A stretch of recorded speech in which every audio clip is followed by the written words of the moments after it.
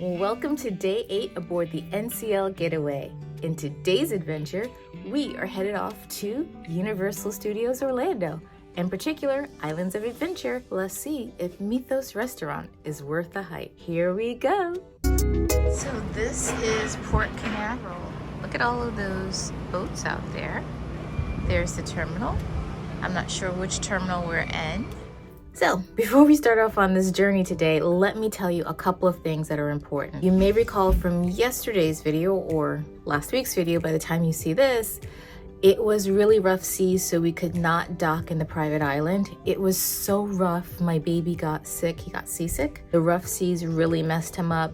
Throughout the entire cruise, he was just fine until we hit rough seas.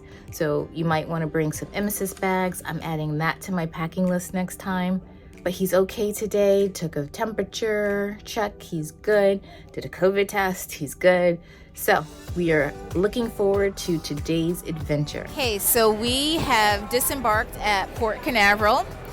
Everyone had to get off of the ship, as I've been mentioning. Back here, right behind me, is the entrance back to the terminal. It was really very straightforward. Immigration was really simple.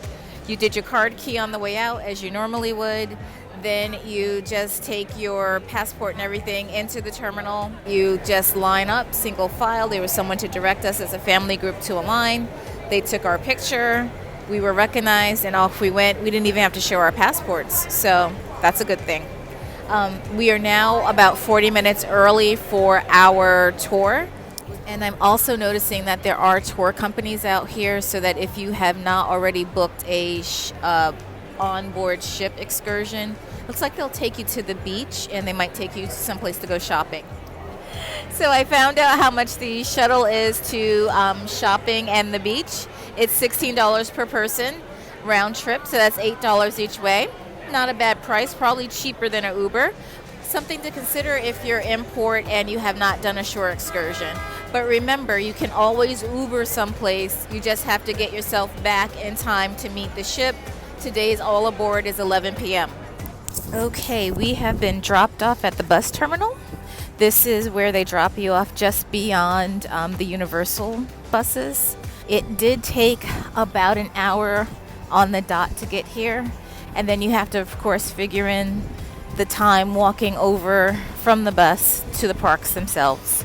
The other thing I would suggest, get your tickets in advance. You don't want to have to stand online once you get here, no matter how you're getting here, unless you have a problem. Okay, here we are. We are headed into Universal City Walk. It is a walkway to both parks, and you have all of a whole bunch of restaurants, including a movie theater. Right back there is the mini golf. You have the movie theater. On the left, you have Bubba Gump. If you want Starbucks, you have Starbucks here on the left. There is a surf shop on the right. You have your Cinnabon. Your Universal Studios store. It's one of many, but it's the biggest one on property. Over here to the left, you have a whole bunch of restaurants. You have Cold Stone. You have Big Fire up ahead. You have the Red Oven Pizza Bakery. We haven't tried there yet.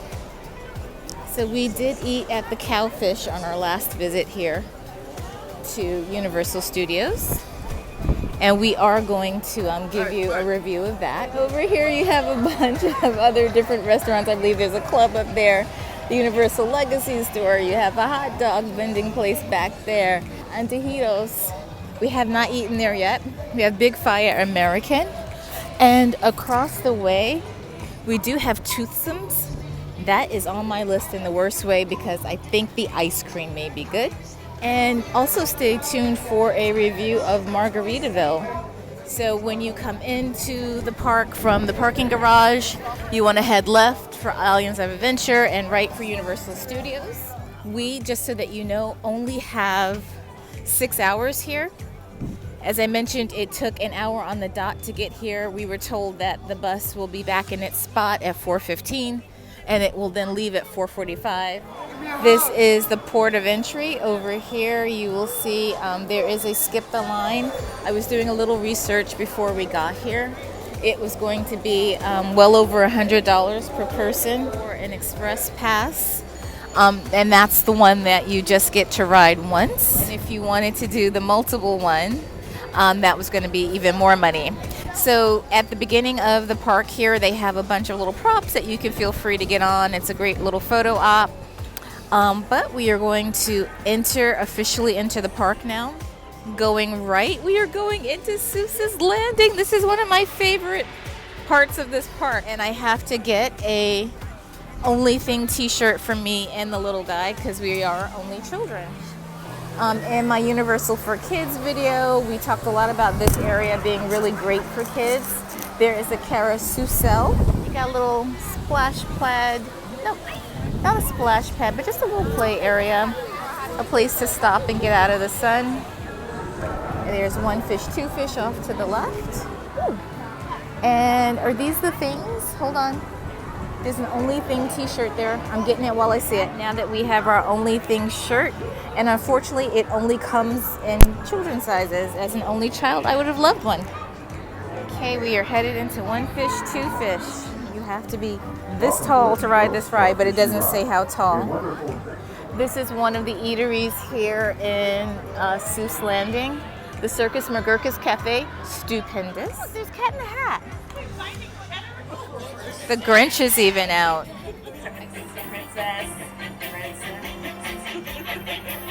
Thank you. We are leaving Seuss Landing temporarily. Okay, right outside of Seuss Landing, you end up in the Lost Continent. All right, and so the reason why I chose this restaurant is the sign over the door. Awarded World's Best Theme Park Restaurant. Let's go find out, shall we? It is beautiful in here, if nothing else. On a nice day, I'd want to sit outside. A nice gentleman out front named Casey was telling us that Poseidons Fury, which is just across the way, is closing forever on May 9th. So as soon as we leave here, we're going to go do that. Have to see that. Good information. I don't know if I'll be able to record in there. I'll get what I can. So if you've never been in there, we'll experience it together. All right, it's drink time. I am having a Mythos Potion of the God. It's got two different rums in it, a coconut rum and a spiced rum. I believe there's some sort of fruit liqueur in here and a bunch of fruit juices. I like fruity, sweet drinks. I'm about to try this humongous drink. Let's see.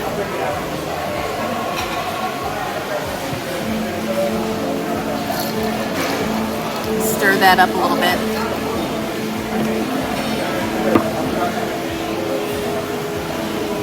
Yes, this will sneak up on you on a hot summer day. I can taste the two different rums in there. It's delicious though. It's really good. The chicken tenders have arrived. There are 3 on the plate, a smattering of french fries, and he went with orange slices as his extra side. Okay, our apps have arrived. We have grilled octopus over here, and we have the fried calamari over here. I'm really picky about my calamari. I'm going to reserve judgment until I taste it. They both look really, well, the octopus looks really, really good. Can't wait to give that a try. Okay, I just had some of the calamari, and this is delicious. This sauce that it's sitting on is absolutely, I'm gonna tell you exactly what's in it in just a moment, but this is worth the dish. This is amazing. It's like a remoulade sauce. It's really, really good. The entrees have arrived as well. The only thing I'll say about this is I don't like it when my entree arrives before my appetizer is done, but it looks delicious. Okay, I'm back. This calamari is sitting on top of a chorizo aioli. It is amazing. Highly, highly recommend the calamari. Just for the aioli, it is great. Okay, I'm going in for the grilled octopus. Let's see what this tastes like.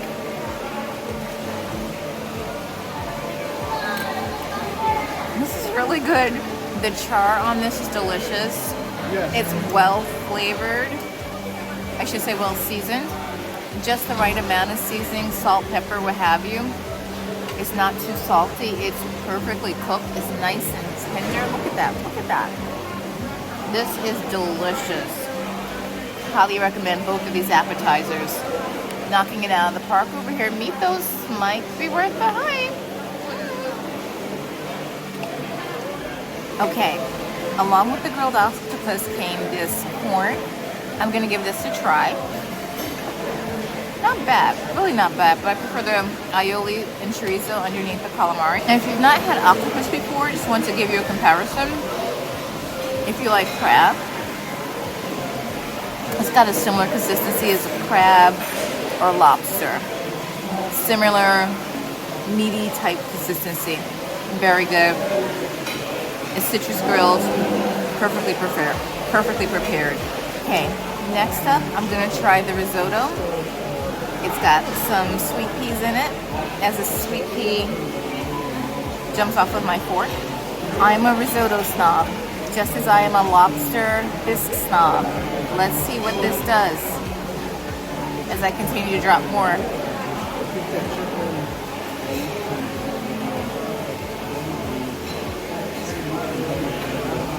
Not bad. Is this the best risotto I've ever had? The answer is no. Is it a good risotto? The answer is yes. It's creamy, it's got the right consistency. I don't know, let me think about what makes this not the best risotto I've ever had. It may be a consistency thing. It's good, don't get me wrong. It's very good. I'm gonna try the scallops that came with it. And I see mushrooms in the dish. I love mushrooms too. I just took a bite of the calamari. This is very good. Perfectly seared, nicely seasoned, buttery, soft, not overcooked. Just like a calamari should be. Just like a scallop should be. This is really good.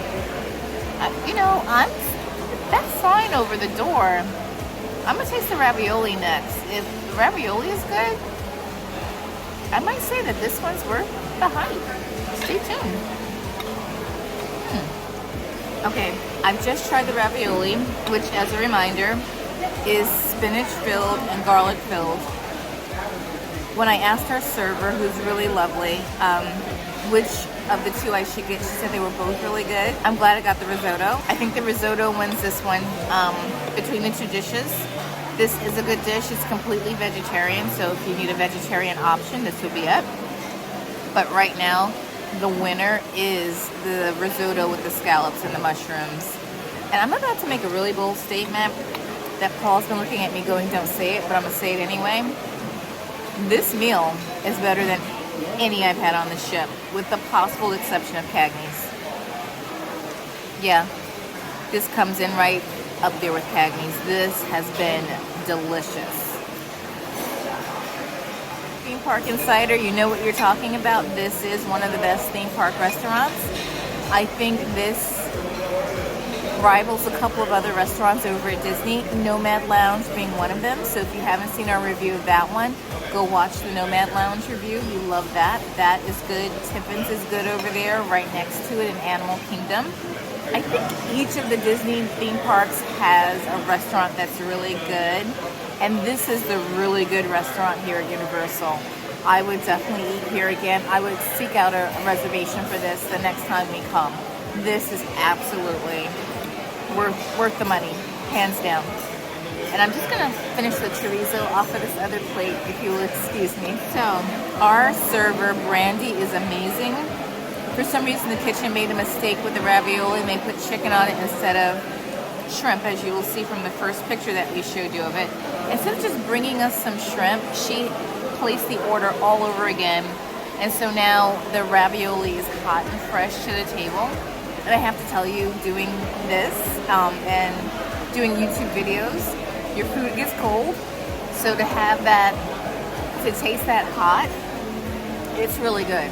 You can't go wrong with either one of these main courses, but I'm sticking with the risotto as my favorite. They're both delicious. Okay, so today I had, a chicken tender with fries and a side of oranges. I had the fries first. They were so good. They were salted to Mexican, and it tasted very good. Then I tried the orange, the standard oranges.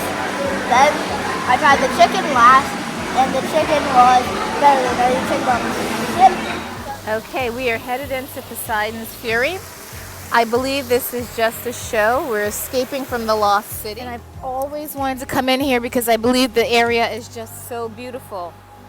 I cannot believe that it's closing on May 9th and we've gotten this awesome opportunity to be a part of this.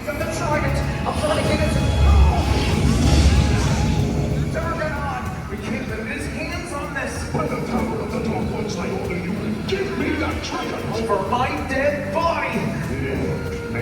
Wait. Side, we need help. Don't you now? Give me that trident. You want this? The trident, take it from him.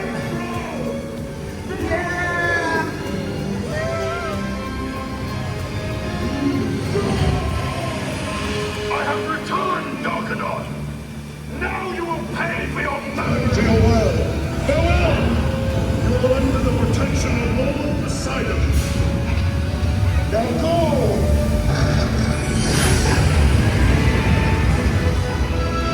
We're headed back into Seuss Landing. All right, carousel, 10 minutes. Okay, we are on our carousel beast. The stirrups hurt. They hurt the shins so bad.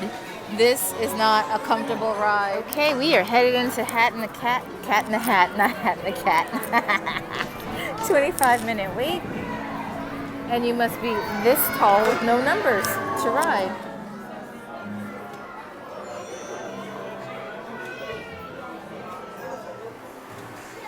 All right, we've decided to take the train ride.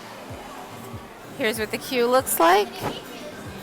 Hopefully this won't be too long of a wait. It said 35 minutes. I'm hoping for more like 20 minutes. Let's see.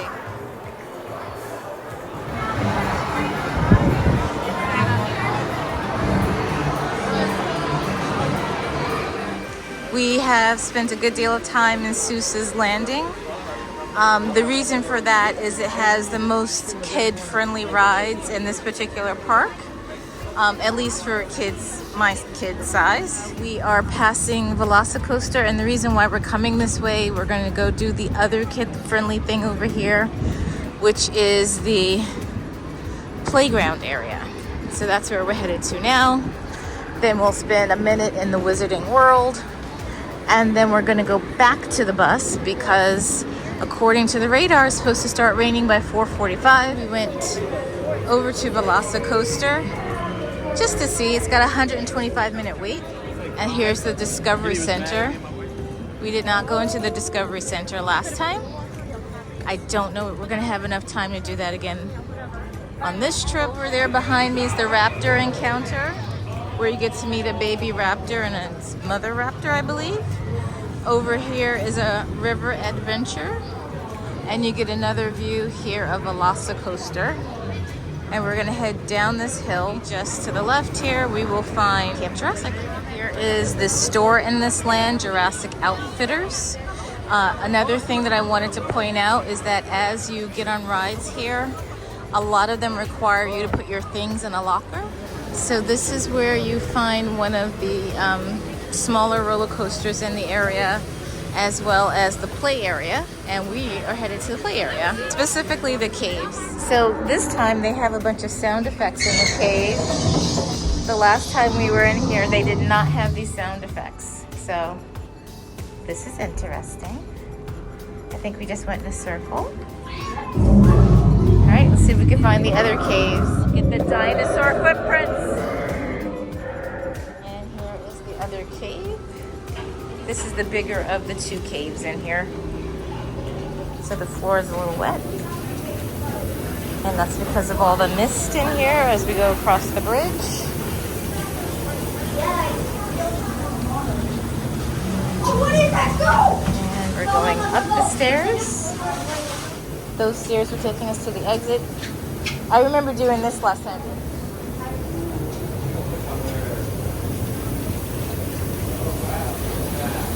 They've got one of these bouncy bridges that I feel so insecure on. Oh my gosh. Okay.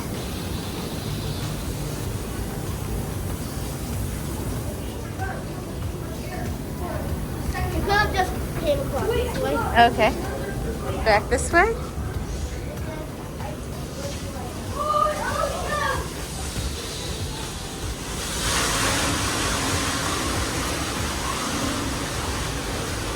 Okay, into Hogsmeade. We are looking for Ollivander's wand shop, and then we're gonna head towards the front of the park. And then the collectibles section. So the one to the left. Diagon out on the universal side, 16 locations, Okay. 134.19. All right, he's about to try out his wand for the first time. Here is where we are going to try to cast our very first spell here at Dogweed and Deathcap in the exotic plants and flowers shop. All right, he's trying to cast his first spell. I don't know what's supposed to happen here, but he's... Oh, okay. The cactus is moving. We got our wands from the owl post. And here are a look at all of the different wands. Oh my gosh. Like I said, one of the most immersive lands in any theme park. I mean, really. It's fabulous here. And they have gone across the way to Madame Pudov's. Oh, look. Things are happening in the upstairs window. Now that he's cast the spell.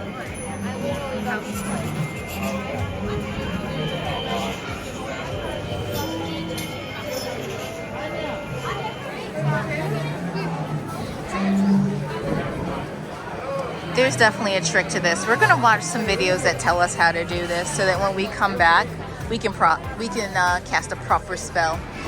Okay, so our last move at Universal will be Voodoo Donuts. Okay, we are inside the infamous Voodoo Donuts. They have their own merch, they have mugs, they have hats, they have shirts, they've got hoodies. And the decor in here changes from time to time. You should know when you are on a cruise, you cannot carry something like this back onto the ship, so we are going to have to eat it before we get on the ship. It will have to be thrown away otherwise. The rain has done us in yet again. We have been rained out. We were going to take an Uber, but yeah, we're getting rained out. Yep, yet again. This is the third time on this trip. Here we are at the end of day 8. A couple of things that I wanted to say. Mythos. Oh, Mythos. How do I love thee? Let me count the ways. Hours later, I am still full. I want to say again, that was the best meal I've had on vacation. I should not be able to say that, but I am. That food was just excellent. Everything was fresh and well prepared and seasoned appropriately, and it was great. On the way back, we stopped off at Voodoo Donuts. I always in my mind say Voodoo versus Everglades. Which donut do I prefer more? I'm going to do an appropriate taste test and challenge between those two yet. My opinion is that Voodoo is better. Their donuts are flakier, they're lighter, they're not as sugary sweet as Everglades in my opinion, but I want to put them side by side and actually test them out. If you get a chance, you should stop in there, do the mobile order. That way while you're in the park finishing up mobile order, by the time you get to Voodoo, your donut should be ready. Just pick up your pink box and head on out.